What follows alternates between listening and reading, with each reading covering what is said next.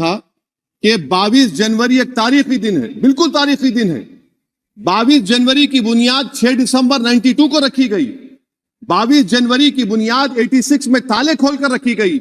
22 जनवरी की बुनियाद जीबी पंत ने रखी थी, इसीलिए तारीखी दिन है। और तारीखी दिन इसलिए भी है कि सर इसी ऐवान में 16 दिसंबर 1992 को हमने एक रेजोल्यूशन पास किया था।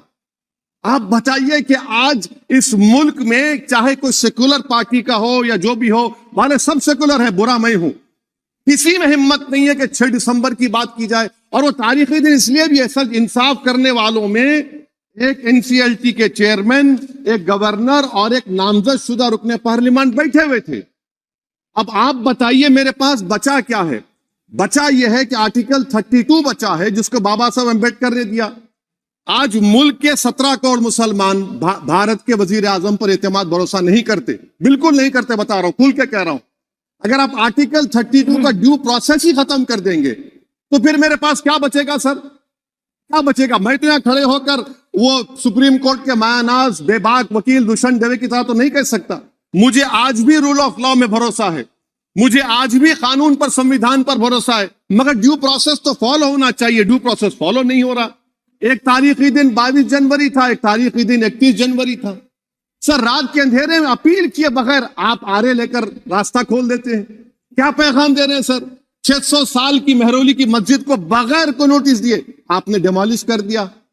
मैं जिम्मेदारी के साथ कह रहा हूं कि भारत के प्रधानमंत्री और उनकी सरकार भारत के मुसलमानों से उनकी शनाख्त को छीनना चाहते हैं। ख्वाजा अजमेरी के आस्थाने पर चादर बिछाइए, मगर आप जो चादर मुझसे छीनना चाह रहे हैं मेरी मस्जिद है।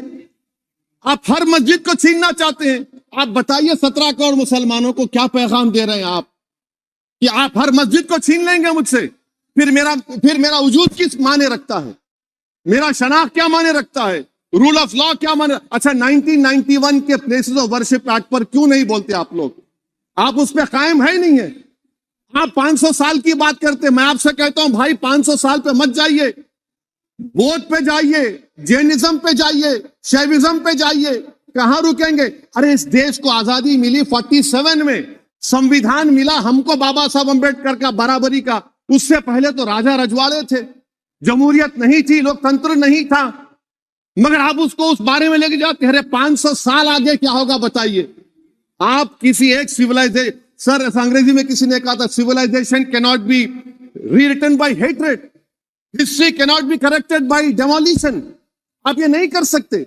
और मैं उम्मीद करता हूं कि जब मौर्ख तारीख लिखेगा, नरेंद्र मोदी इस मुल्क में तारीख लिखना चाहते हैं। क्या तारीख लिखना चाहते हैं? कि मैंने इस देश को, गांधी अंबेडकर के देश को मैंने हिंदू राष्ट्र बना दिया। मैं उम्मीद करता हूं कि हमारे भारत के हमारे हिंदू भाई देश के प्रधानमंत्री की सोच को नाकाम करेंगे। उन पर है, अब देखते हैं क्या होता है। सर नेबरहुड फर्स्ट की पॉलिसी है। नेबरहुड फर्स्ट क्या हो रहा है सर? हम सोशल मीडिया के जरिए फॉरेन पॉलिसी चला रहे हैं। मालदीव छोटा मुल्क, वो हमको आंख दिखा रहा है, चीन की गोद में बैठ गया। हमारे लद्दाख में हमारे जो लोग जानवर को लेकर घास चराए जाते, वहां पर चीन की आर्मी आके रोक रही। बताइए, बांग्लादेश चीन की गोद में बैठा हुआ है। आप गैलेंट्री अवार्ड दे रहे हैं, क्यों दे रहे हैं? कि चीन बैठा हुआ है। तो आपका बफर जोन गया कहां भाई साहब? आपका बफर जोन तो कहां गया नहीं मालूम, गायब हो गया बफर जोन। और दूसरी बात सर, आप ये भी देख लीजिए कि यहां पर मैं आपको इंपॉर्टेंट पॉइंट ये बताना चाह रहा हूं सर। ये हम बोलते हैं India middle east economic corridor, कितना पैसा है बताइए? वो नहीं बताया जाता। अच्छा सर, सबसे तकलीफदेह बात मेरे लिए है कि भारत ने यूनेस्को का इलेक्शन पाकिस्तान से हार गया। हम पाकिस्तान से हार गए, ये आपकी फॉरेन पॉलिसी है। यूनेस्को का इलेक्शन हम पाकिस्तान से हार गए। अच्छा, मामला इजराइल का, फलस्तीन का, गाजा का आया। अक्टूबर में 10,000 लोग मर गए, हमने यूएन में सीज फायर की तायीद नहीं की। दिसंबर आया, 20,000 मर गए, तो हमने तायीद कर दी। क्यों तायीद की? क्योंकि ग्लोबल साउथ को हमको फॉलो करना पड़ रहा। भारत ग्लोबल साउथ को फॉलो कर रहा है। मेरे तकलीफदेह बात है, यह आपकी नाकामी का बहुत बड़ा सबूत है। इसीलिए हम बता रहे हैं कि यह सरकार की बहुत से नाकाम। अच्छा, अलीगढ़ मुस्लिम यूनिवर्सिटी, आखिरी पॉइंट, अलीगढ़ मुस्लिम यूनिवर्सिटी। सर आप उत्तर प्रदेश से आते हैं। सर 81 में एक्ट पास हुआ। हमारा लॉ ऑफिसर कोर्ट में कहता है कि मैं पार्लियामेंट के एक्ट को नहीं मानता। कैसे नहीं मानते सर? क्या नरेंद्र मोदी ने पार्लियामेंट को नॉमिनेट किया या पार्लियामेंट ने नरेंद्र मोदी को प्रधानमंत्री बनाया? बताइए। 81 के एक्ट को नहीं मानते। सर 2 ही तो सेंट्रल यूनिवर्सिटी है मुसलमानों के, 1,80,000 आप ही के सरकार के दौर में मुसलमान हायर एजुकेशन निकल गए। आप अलीगढ़ मुस्लिम से छीनना चाह रहे हैं। Theory of separation of powers में एग्जीक्यूटिव हमको डिक्टेट करेगा।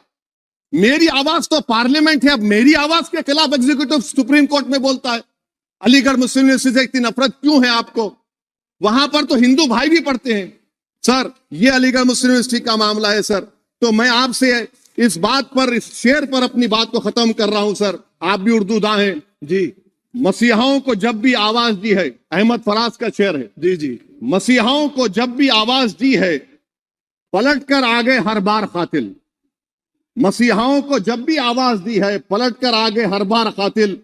वहां क्या दाद खाही क्या गवाही, वहां क्या दाद खाही क्या गवाही, जहां हो मुंसिफों के यार कातिल। सर मैं फिर से हुकूमत से मुतालबा करता हूं कि अल्पसंख्यक समाज के बजट के स्कॉलरशिप को आप डिमांड ड्रिवन करिए। भारत के प्रधानमंत्री प्रधान सेवक रहिए। आप कोई प्रीस किंग मत बन जाइए। आप जीतेंगे, कौन जीतेंगे देश तय करेगा। मगर याद रखिए 17 करोड़ मुसलमान आज गम और गुस्से में हैं और इस बात को महसूस कर रहे हैं, इस बात को महसूस कर रहे हैं कि प्रधानमंत्री को हम नोट नहीं दिए मगर हमारा प्रधानमंत्री है। आखिर ये प्रधानमंत्री 17 करोड़ मुसलमानों की उनकी शनाख्त को कैसे मिटा रहे हैं, कैसे उनको आप मार्जिनलाइज कर रहे हैं। इसीलिए सर मैं उम्मीद करता हूं कि हमारे सेकुलरिज्म जो है वो, मैं पॉलिटिकल सेकुलरिज्म कभी नहीं माना, जो सेकुलरिज्म संविधान में लिखा गया उसकी हिफाजत करेंगे। मुल्क अहम है, वरना याद रखिए आप चुनाव जीते हारे, मगर अगर आप 17 करोड़ एक जनता को आप गैर यकीनी कैफियत पैदा कर देंगे, ये देश के हित में नहीं होगा। बल्कि हम तो उम्मीद कर रहे हैं कि ड्यू प्रोसेस अदालत फॉलो करेगी। अदालत अगर एक तरफा फैसले करेगी तो गलत होगा। सर बहुत बहुत शुक्रिया। असदुद्दीन ओवैसी जी। मोहतरम चेयरमैन साहब, आपका बेहद शुक्रिया कि आपने मुझे सदर जमहूरिया के खुतबे पर बोलने का मौका दिया। सर मैं हस्ब आदत और हस्ब रिवायत उसकी मुखालिफत में खड़ा हूं और सदर जमहूरिया के खुतबे को अगर आप देखेंगे सर तो उसमें पूरे खुतबे में लफ्ज़ मुसलमान तो छोड़िए, लफ्ज़ अक़लियत भी इस्तेमाल नहीं हुआ है। और मैं बड़ी जिम्मेदारी के साथ आपके सामने अर्ज कर रहा हूं कि भारत में 14% मुसलमान जो आबादी के लिहाज से 17 करोड़ आते हैं, वो आज पिछले 10 साल में नरेंद्र मोदी की सरकार में अपने आप को एक गैर यकीनी कैफियत में पाते हैं। अपने सोचते हैं कि हमारी शनाख्त को खतरा है, हमारे वजूद को खतरा है।